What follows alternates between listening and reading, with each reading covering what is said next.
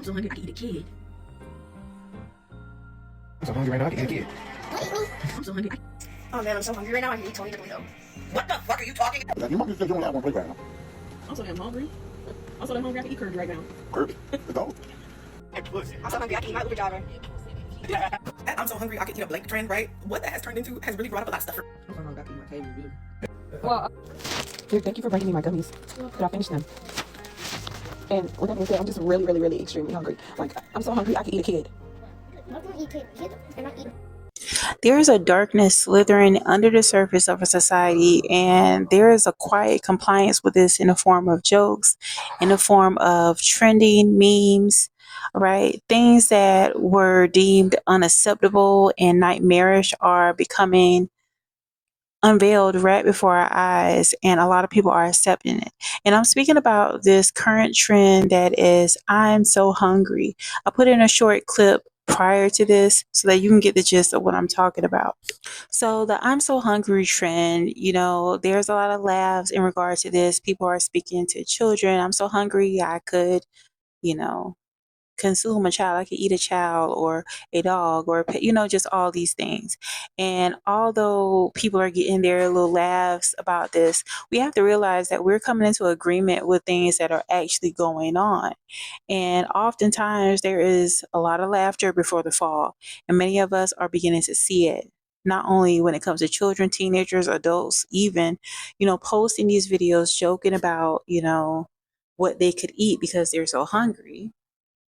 The jokes begin to grow darker and more morbid, and the laughter becomes more hollow. And look, I'm not no prude or anything like that. Okay, but it comes to the point where the dark humor is, truly crossing the line. And what begins as just becomes not only suggestion, and what is suggestion often becomes acceptable. So I want to also get into scripture here. In Jeremiah 17:9 warns us, the heart is deceitful above all things and desperately wicked. Who can know it? Keep in mind that Satan works subtly. A whisper here, a meme there, a joke today. This becomes a reality tomorrow. And as we know, these things are becoming a reality now. So be not deceived. Laughter is not innocence when it mocks the holy boundaries God has set for us. This also alludes to the prophecies disguised as entertainment when it came to the film Soylent Green.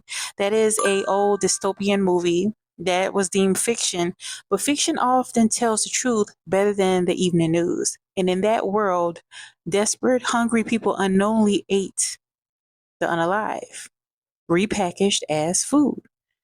Is it so hard to imagine now when we're seeing industries hinting at human cells and lab grown meats? Okay, people are trying to make it seem as if this could be something ethical. So remember what scripture says, woe to those who call evil good and good evil, who put darkness for light and light for darkness.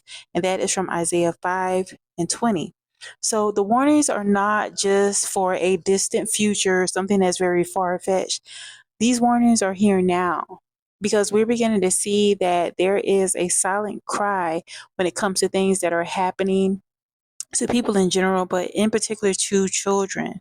And every year there are thousands upon thousands of children that are unaccounted for, and many are never to be found. Okay? They are not completely forgotten when it comes to the people that are missing them.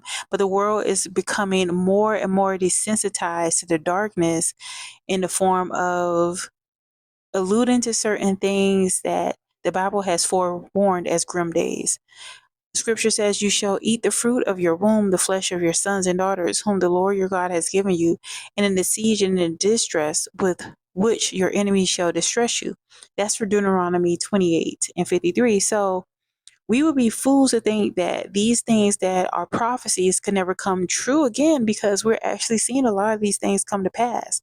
And the enemy truly has no new tricks, only old, recycled horrors in a modern audience. So this is a call to not come into agreement so like easily when we see things that may seem humorous to us, because we don't realize that by us coming into agreement with these things, the things that we say, the things that we listen to, we could perpetuate those cycles. And although today is filled with a lot of mockery and all these things in the form of, just deeming and passing off as conspiracy, there's a lot of truth to the things that are deemed as such. Oftentimes, the truth is much more sinister than they're projecting it to be. Life is sacred, and the image of God is sacred as well. And so even when people are joking about these things, you cannot negate that it is an abomination, and the statistics back it up as well. All right, so let's be careful about these trends that we hop on. To each his own, but if you know, you know. And so the I'm so hungry jokes, the acceptance of unthinkable ideas, the silent disappearing of the most vulnerable populations, these are signs of society that is on the edge of judgment. And the word truly gives us hope. It says, if my people who are called by my name will humble themselves and pray and seek my face and turn from their wicked ways, then thee will be saved.